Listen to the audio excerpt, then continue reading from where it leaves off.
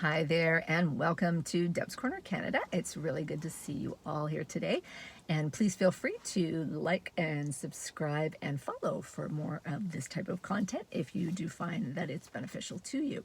So today's topic that I wanted to go over is 5 differences or key differences or things to notice for those outsiders that I feel can have a really good effect of helping the victims to not be re-victimized. And so I feel these are important to differentiate between. So number 1, the narcissist will continually and always look healthy, carefree, and happy. I'm talking from the beginning of the relationship to the end. They will not change their appearance. They might get a little, I don't know, even more happier, I don't know, but they're all good to go no matter what, because, well, when there's no conscience, it's not going to bother you, right? So at first, the victim is on the same page, right? So everybody's doing great. Everybody looks healthy. Everybody looks their best. Everything's going good. But about 6 to 8 months into this situationship, what's going to happen is you're going to notice the victim is either losing or gaining a very, very large amount of weight in a very, very short period of time. And there's going to be no medical explanation for this. There's going to be no real reasoning for this. And also you're going to notice a victim will lose a lot of hair. So maybe when they're getting up from a table or out of your car or whatnot, you're going to notice just mounds of hair coming off them, because when you're anxious or you're stressed, right, what's going to happen? You're going to lose weight, you're going to lose, you're going to lose your hair. So it's really the same effect for this kind of stress, and actually it's very pronounced and gets very, very bad, and it can be very serious. So number 2, emotionally, the MPD or the narcissist will be insinuating the victim has hidden issues. So well, they might be doing this and they might be doing that.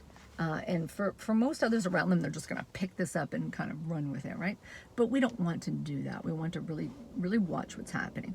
And the victim themselves, they are going to say nothing to you. They're going to be as quiet as a mouse, and they're probably going to be fawning over the narcissist, getting their cigarettes, getting their booze, taking care of all the animals and the kids, and getting dinner ready and cleaning the house, and they're just going to be too busy trying to please the narcissist, right? No matter what's happening, right? So even if it's obvious to others that the victim is being disrespected, the victim will still continue to fawn, and the narcissist ain't going to care. They're just going to carry on. Number 3, and this is more to that physical aspect too. You're going to see the narcissist happy and healthy, just like we were talking about before, right? They're loving it. But you're going to see them also with some never before seen resources, things that they've never attained before alone or with another partner. So say they've had bad credit, all of a sudden they're going to have a new car or a new house, with everybody scratching their head as to how this is done, right? The victim is going to really, at this point, also really appear out of character. So they're going to be really jumpy and snappy, and you knew this person before was pretty empathetic and pretty caring most of the, they had their bad days, but they're really a good person, and you know this. You just you know this, and they're going to just really not act like themselves. They're going to be kind of self-absorbed. They're going to be paranoid. They're going to be snappy and glary, and it's awful how, and it'll just make them so unhappy. They're just going to look really deeply unhappy and sad. Number 4, the narcissist will begin, believe it or not, to show up to all of these shared social functions. So anything that both of them went to before, the narcissist actually has the nerve to keep showing up by themselves at these functions. So they keep showing up, including the victim's family. They'll just keep going by themselves. Somehow they'll make their way there. And that's really done to keep control of the narrative and keep control of the script, because they don't want the victim's family to start catching on, and they don't want their family to start catching on, at least the ones that aren't aware. And believe it or not, a lot of them are, unfortunately, but that's a story for another day.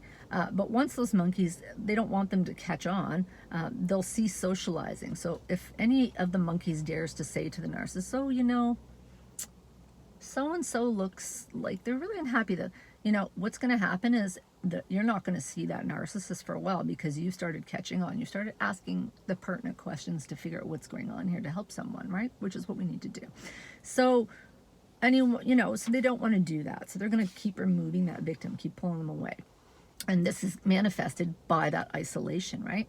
So now the victim feels that to go with the narcissist out anywhere is either going to be embarrassing, degrading, they'll be neglected, they'll be teased, people, they'll be flirting with other people while the victim's around, like in front of them, and then saying they're sensitive about it when it's an issue.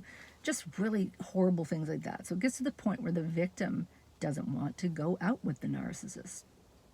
They don't want to go anymore because they feel that all these monkeys and everyone doesn't like them. And the narcissist has been telling the monkeys and everyone else that the victim doesn't like them. So really those people don't want the victim around for a fairly good reason. If somebody told me that, I'd be like, oh, okay.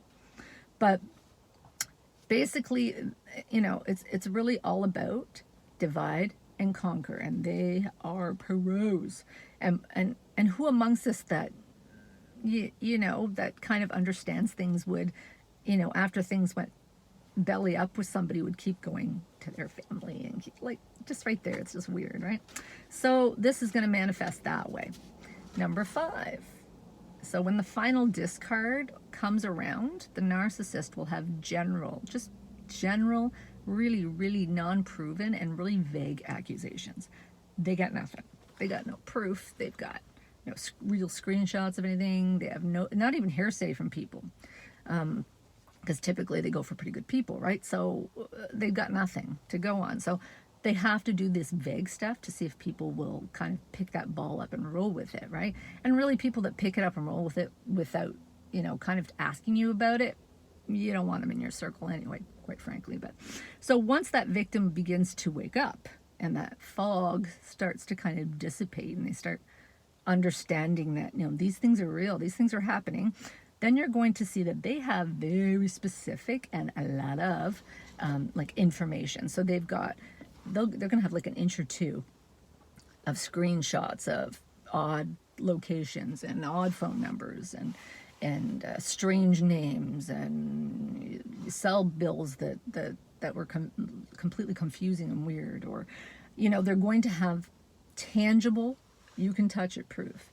A narcissist is going to have nothing except their mouth running the show. We don't really care about that, do we? Hopefully this has helped people out, and maybe this way we can try to help the victims not be re-victimized, because if you think about it, they're being re-victimized many times over by the monkeys, by their family, by the narcissist family, by the narcissist co-workers and friends, by the victim's co-workers and friends. It's kind of a triple whammy that really they don't need.